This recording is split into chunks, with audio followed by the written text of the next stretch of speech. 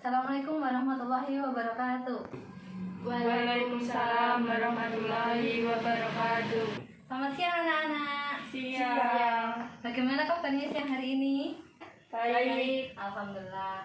Masih semangat ya buat belajar siang hari ini ya? Masih. Ya benar, karena salah satu kewajiban seorang muslim yaitu untuk selalu menuntut ilmu. Dan barang siapa yang menuntut ilmu di jalan Allah, maka Allah akan memudahkan jalannya menuju surga. Amin. Baiklah, sebelum kita memulai pelajaran, silakan pada ketua untuk memimpin doa. Berdoa mulai. Selesai. Selanjutnya, Ibu akan mengabsen kehadiran dulu ya. Safira, Hadir. Melsa, Hadir. Naswa. Hadir. Alhamdulillah semuanya hadir. Nah, siang hari ini kita akan belajar tentang sistem pernafasan manusia. Tujuan dari pelajaran ini yang pertama yaitu setelah anak-anak mengamati gambar sistem organ pernafasan, anak-anak dapat mengetahui struktur apa saja yang terdapat pada masing-masing organ. Selanjutnya, anak-anak dapat membedakan mekanisme pernafasan antara pernafasan dada dan pernafasan perut. Lalu yang ketiga, anak-anak dapat mengetahui faktor apa saja yang mempengaruhi frekuensi pernafasan. Yang keempat, anak-anak dapat mengetahui jenis-jenis dari volume udara pernafasan. Yang kelima, anak-anak dapat mengetahui gangguan apa saja yang menyebabkan pada kelainan sistem pernafasan. Dan yang terakhir, anak-anak dapat mengetahui kandungan rokok apa saja yang dapat membahayakan kesehatan. Meskipun tidak hanya dari asap rokok yang menimbulkan sistem pernafasan terganggu, ada pula dari asap polusi udara ataupun dari kelainan genetik di awal manusia atau seseorang lahir. Namun kita hanya akan membahas dari kandungan rokok hari ini. Pertama, Ibu akan bertanya, bernafas dan respirasi itu sama atau berbeda? Sama. Nah, ada yang jawab sama, ada yang jawab berbeda ya. Baiklah, Ibu akan menjelaskan bahwa bernafas dan respirasi itu berbeda. Bernafas merupakan ketika kita menghirup dan menghembuskan nafas, sedangkan kita ketika respirasi merupakan suatu pembakaran senyawa organik dengan menggunakan oksigen dan dapat menghasilkan energi. Pada respirasi ini dibagi menjadi dua, yaitu respirasi internal dan respirasi eksternal. Respirasi internal merupakan ketika kita melakukan pembakaran makanan menggunakan oksigen dan dapat menghasilkan makanan. Sedangkan respirasi eksternal merupakan suatu kegiatan kita menghirup oksigen dan mengeluarkan karbon dioksida.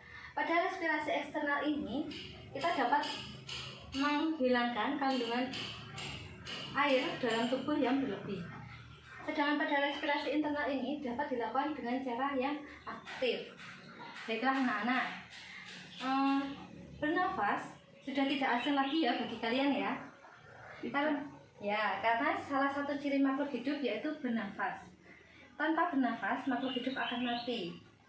Nah, bernafas ini dapat dilakukan dengan cara yang sadar dan tidak sadar. Pada saat melakukan secara sadar, misalnya kita melakukan pengaturan-pengaturan dalam bernafas. Misalnya, kita saat menghirup nafas panjang. Nah, itu kan kita mengatur, sehingga dapat dikatakan sebagai pernafasan sadar. Sedangkan pernafasan tidak sadar, misalnya terjadi ketika kita tidur. Ketika kita tidur, otomatis melakukan pernafasan yang dapat dikendalikan oleh otot pada syaraf otak. Nah, anak-anak, Ibu akan melanjutkan tentang organ pada sistem pernafasan. Pada sistem pernafasan ini terdapat beberapa organ. Yang pertama yaitu hidung. Udara masuk pertama kali melewati hidung. Pada hidung ini terdapat bagian-bagian yang memiliki fungsi masing-masing. Yang pertama, terdapat rambut halus. Rambut halus ini berguna untuk menyaring udara yang mengandung kotoran. Lalu, terdapat juga selaput lendir yang berguna untuk proteksi. Misalnya, ketika anak-anak bersin, Nah, itu kan mengeluarkan beberapa lendir ya. Ya. Nah, itu salah satu bentuk dari proteksi. Dan terdapat konka yang berfungsi untuk mengatur suhu atau temperatur udara. Dan yang terakhir, pada hidung ini terdapat ujung-ujung syaraf yang berguna untuk penciuman. Sehingga ketika ujung-ujung syaraf ini berfungsi, maka akan menyalurkan impuls ke otak dan kita dapat mengenali nih bau apa, dapat mengenali macam-macam bau. Seperti itu anak-anak. Setelah udara masuk ke hidung, maka akan mengalir melalui faring. Di dalam faring ini terdapat dua saluran, yaitu saluran nasofaring yang berada di bagian depan yang berfungsi sebagai saluran pernafasan, sedangkan pada saluran belakang yang disebut dengan orofaring sebagai saluran pencernaan. Nah, sampai di faring, lalu udara akan masuk ke dalam laring. Laring ini merupakan dari pangkal tenggorokan. Pada laring juga terdapat dua saluran, yaitu saluran pencernaan atau sering disebut dengan esofagus dan saluran pernafasan atau trakea. Sehingga pada laring ini terdapat epiglotis yang berfungsi sebagai pengatur saluran atau jalannya masuk udara dan makanan.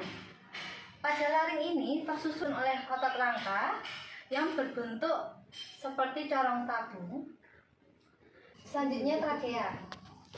Pada trakea ini memiliki panjang kurang lebih 10 cm dan pada bagian luarnya tersusun oleh jaringan ikat dan otot polos, sedangkan pada bagian dalamnya terdapat rambut-rambut halus untuk mengeluarkan debu atau kotoran. Nah, anak-anak, pada trakea ini terdapat dua percabangan, yaitu percabangan bronkus kanan dan bronkus kiri. Selanjutnya, pada bronkus ini akan bercabang menjadi bronkeolus. Pada bronkus kanan akan bercabang menjadi 3 bronkeolus dan pada bronkus kiri akan bercabang menjadi 2 bronkeolus. Nah, setelah ini maka udara sudah masuk ke paru-paru. Paru-paru ini dilapisi oleh selaput paru-paru yang sering disebut dengan pleura. Setelah itu, semakin ke dalam lagi akan ditemukan gelembung-gelembung kecil atau yang disebut dengan alveolus.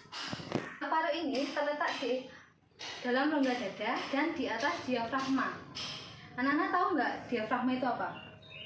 Ya, diafragma merupakan sekat yang membatasi antara rongga dada dan rongga perut. Lalu,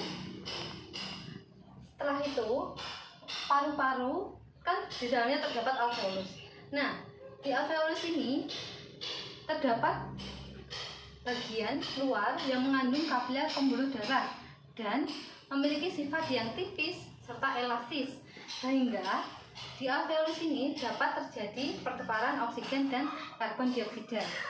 Sampai di sini ada yang ingin ditanyakan? Tanyakan anak-anak? Tidak. Oke. Baiklah, Ibu akan melanjutkan mengenai mekanisme pernafasan. Mekanisme pernafasan pada manusia dibagi menjadi dua, yaitu pernafasan dada dan pernafasan perut. Setiap mekanisme ini memiliki dua fase, yaitu fase inspirasi atau masuknya udara dan fase ekspirasi atau keluarnya udara. Baiklah, kita bahas satu persatu ya anak-anak ya. Pada mekanisme pernafasan dada, fase inspirasi, ketika udara masuk, maka rongga dada akan berkontraksi. Lalu rongga dada akan mengembang dan diafragma akan berkontraksi. Sedangkan saat ekspirasi, ketika udara keluar, maka otot tulang rusuk berrelaksasi, rongga dada mengecil, dan diafragma kembali berrelaksasi. Bisa diperhatikan anak-anak perbedaan gambarnya. Ketika inspirasi dapat dilihat rongga dadanya ini berkontraksi, sedangkan ketika ekspirasi mengalami relaksasi. Nah, sedangkan pada mekanisme pernapasan perut, ketika udara masuk, jadi inspirasi anak-anak ya. Otot diafragma berkontraksi, lalu diafragmanya mendatar, dan volume rongga dadanya membesar. Sedangkan ketika fase ekspirasi, ketika udara keluar, maka otot diafragma kembali berelaksasi dan otot perut berkontraksi dan diafragma melengkung ke rongga dada, sehingga volume rongga dada akan mengecil. Cukup paham anak-anak? Paham. Selanjutnya ibu akan melanjutkan mengenai faktor apa saja yang mempengaruhi frekuensi pernafasan. Di mana frekuensi pernafasan ini melekat masuknya atau keluarnya udara dari dalam ke keluar tubuh atau dari luar ke dalam tubuh. Jadi biasanya manusia mengalami frekuensi pernafasan sebanyak 15 sampai 18 kali per menit. Baik. Faktor yang pertama yaitu usia. Misalnya anak-anak dan orang tua. Nah, mana yang lebih membutuhkan frekuensi pernafasan lebih banyak? Anak-anak kah atau orang dewasa kah? Orang dewasa. Ternyata yang lebih membutuhkan frekuensi pernafasan itu anak-anak. Karena apa? Karena anak-anak lebih membutuhkan frekuensi pernafasan lebih banyak karena anak-anak sedang mengalami proses pertumbuhan, sehingga frekuensi pernafasan pada anak-anak akan lebih banyak. Yang kedua yaitu jenis kelamin, perempuan dan laki-laki. Mana yang lebih membutuhkan lebih banyak? Nanti didiskusikan ya dan dipresentasikan ya. Lalu yang ketiga, suhu tubuh. Ketika suhu tinggi, frekuensinya lebih banyakkah? Atau ketika suhunya rendah atau lebih tinggi yang dibutuhkan? Lalu posisi tubuh, bagaimanakah perbandingan dari ketika posisi duduk dan posisi berdiri? Manakah yang lebih membutuhkan dan yang melakukan frekuensi pernafasan lebih banyak? Dan kegiatan. Jadi nanti silahkan anak-anak berdiskusi tentang faktor yang mempengaruhi. Jadi mana yang lebih banyak membutuhkan frekuensi pernafasan. Selanjutnya jenis udara pernafasan. Anak-anak bisa perhatikan ini, gambar ini. Jadi yang pertama yaitu volume 3. Volume ini yang biasa kita lakukan ketika bernafas normal. Kurang lebih besarnya yaitu 500 cc atau setengah liter. Yang kedua di sini yaitu volume cadangan inspirasi atau komplementer.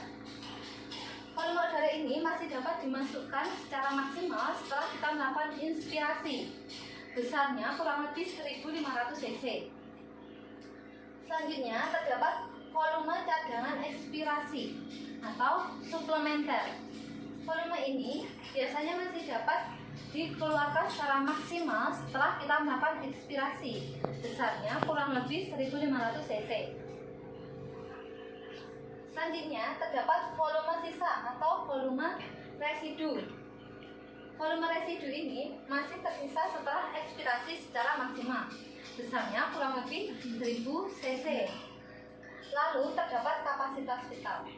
Nah, kapasitas vital ini didapatkan oleh penjumlahan dari volume lidah, volume cadangan inspirasi, dan volume cadangan ekspirasi.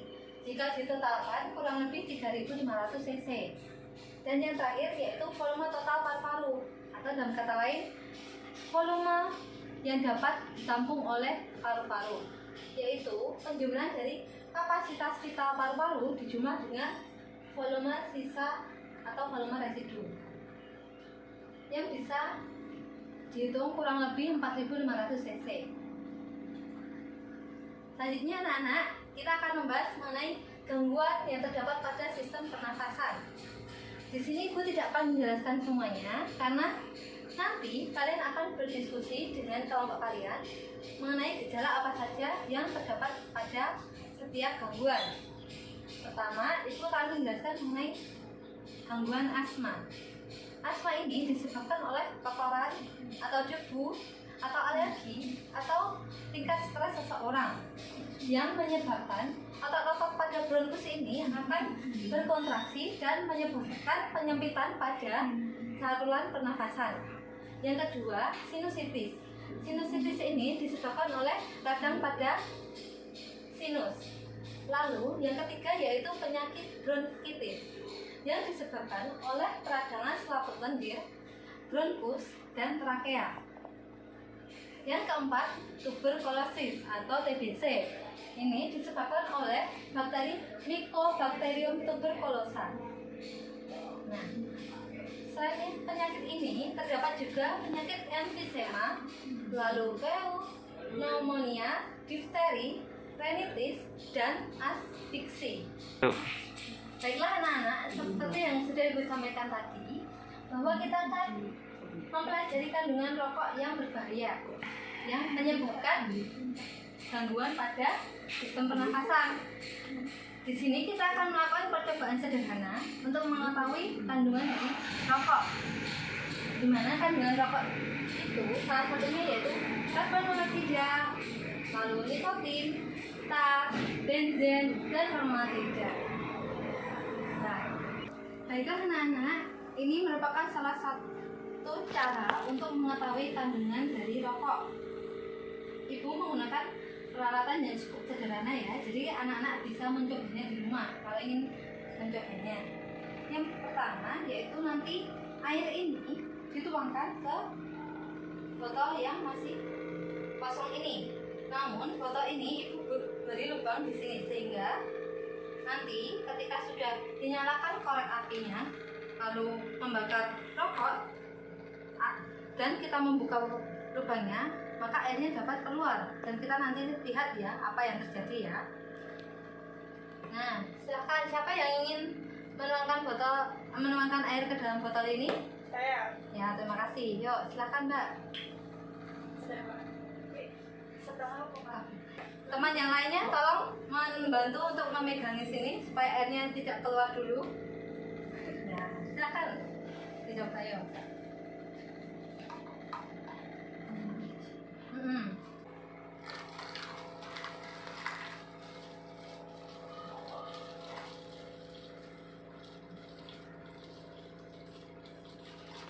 Up.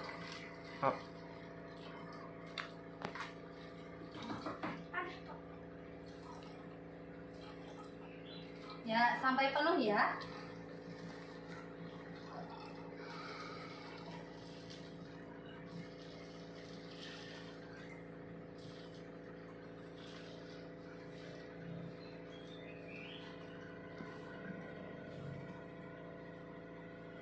Cukup, terima kasih Mbak Melsa.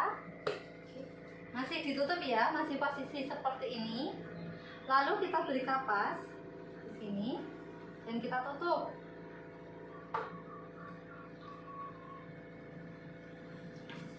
Selanjutnya kita nyalakan koreknya dan kita bakar kapasnya.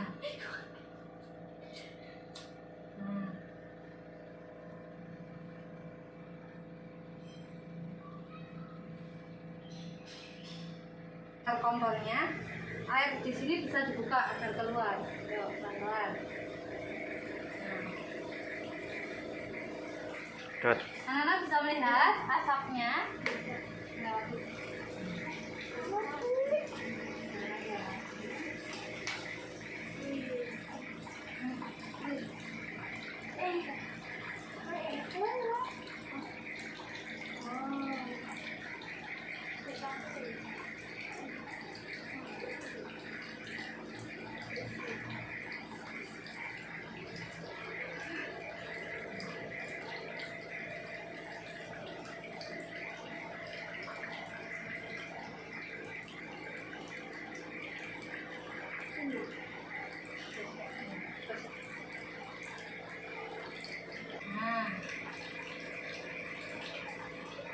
asapnya banyak ya.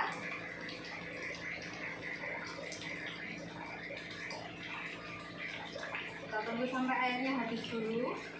Lalu nanti tutupnya dibuka dan kita melihat kapasnya berubah menjadi seperti apa.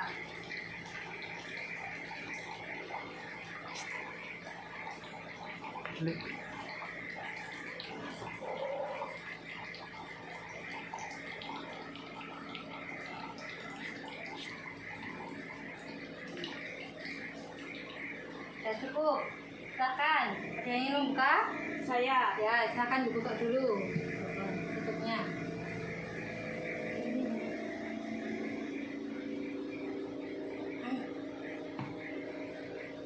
Nah, bisa dilihat kapasnya ini berubah menjadi warna apa? Kuning. Kuning sama oranye, semua coklat ya? Iya. Ada warna coklatnya. Silakan duduk Mbak. Ya, boleh. Nah, terima kasih Mbak Melsa, Mbak Safira, Mbak Naswa sudah ikut membantu percobaan kali ini. Nah, di sini kapasnya berubah menjadi kuning dan kecoklatan ya. Di sini membuktikan bahwa rokok ini mengandung tar. Tadi tar menyebabkan penyakit apa anak-anak? Kanker Paru-paru. ya, benar. Nah, sampai di sini apakah ada yang ingin ditanyakan anak-anak? Ada yang ingin bertanya? Saya, Bu. Ya, silakan. Kenapa saat makan kita bisa tersedak? Ya. Nah, kenapa saat makan kita bisa tersedak? Nah, biasanya ketika makan kita sambil berbicara, sehingga epiglottis menuju ke kerongkongan akan tertutup, sehingga makanan akan masuk ke dalam tenggorokan. Sampai di situ jelas, Mbak? Jelas. Alhamdulillah. Nah, selanjutnya setelah Ibu menerangkan materi yang tadi tentang sistem pernafasan, Ibu memiliki soal diskusi. Di sini terdapat 3 soal. Silahkan dikerjakan dan nanti dipresentasikan ya anak-anak ya. Ya. Ya.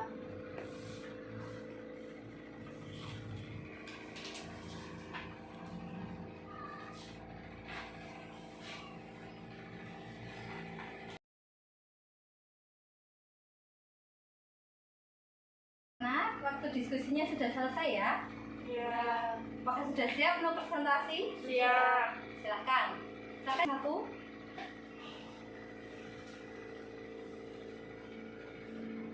Bagaimana mekanisme pernapasan inspirasi dan mekanisme pernapasan ekspirasi? Proses inspirasi.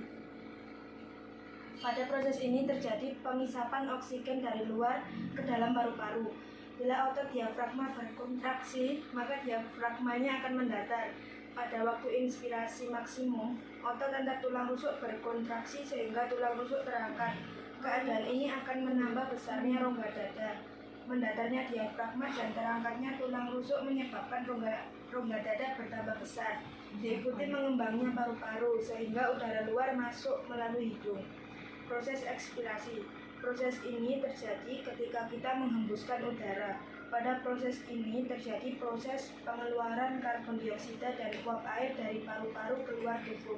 Otot-otot dinding diafragma mengendur dan ditekan ke atas oleh organ perut. Tulang rusuk kembali ke posisi semula, sehingga rongga dada menyempit. Akibatnya udara dapat terdorong keluar paru-paru.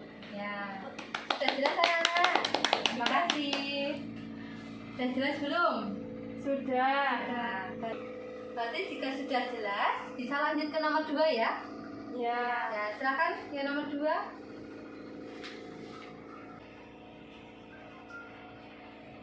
Dua, jelaskan faktor yang mempengaruhi cepat atau lambatnya bernapas. 1. Umur. Anak-anak memiliki frekuensi pernapasan lebih banyak. Hal ini disebabkan anak-anak masih dalam usia pertumbuhan, sehingga banyak memerlukan energi. Oleh sebab itu, kebutuhannya akan oksigen juga lebih banyak dibandingkan orang tua. 2. Jenis kelamin. Laki-laki memiliki frekuensi lebih banyak karena laki-laki umumnya beraktivitas lebih banyak daripada perempuan. 3. Suhu tubuh, yaitu kebutuhan energi dengan suhu tubuh berbanding lurus. Artinya semakin tinggi suhu tubuh, maka kebutuhan energi semakin banyak pula sehingga kebutuhan O2 juga semakin banyak. 4. Posisi tubuh, misalnya orang yang berdiri daripada duduk lebih banyak frekuensi pengambilan O2 karena otot yang berkontraksi lebih banyak sehingga memerlukan energi yang lebih banyak pula. 5. Kegiatan tubuh, semakin berat kerjanya maka semakin banyak kebutuhan energinya sehingga frekuensi pernapasannya semakin cepat. Terima kasih. Jadi, ya, jika anak-anak berarti memiliki frekuensi lebih banyak ya. Selanjutnya, kalau laki-laki berarti juga lebih banyak. Karena biasanya laki-laki itu memiliki kegiatan yang lebih banyak. Selanjutnya, tentang suhu tubuh. Semakin tinggi suhunya berarti frekuensinya lebih banyak. Benar sekali. Jika pada posisi tubuh, jika berdiri dibandingkan duduk, berarti yang lebih banyak ya berdiri. Sedangkan pada kegiatan, misalnya orang yang sedang membaca dibandingkan dengan yang berlari, lebih banyak ya berlari. Paham ya anak-anak ya? Paham. Selanjutnya yang nomor 3, silakan. Siapa?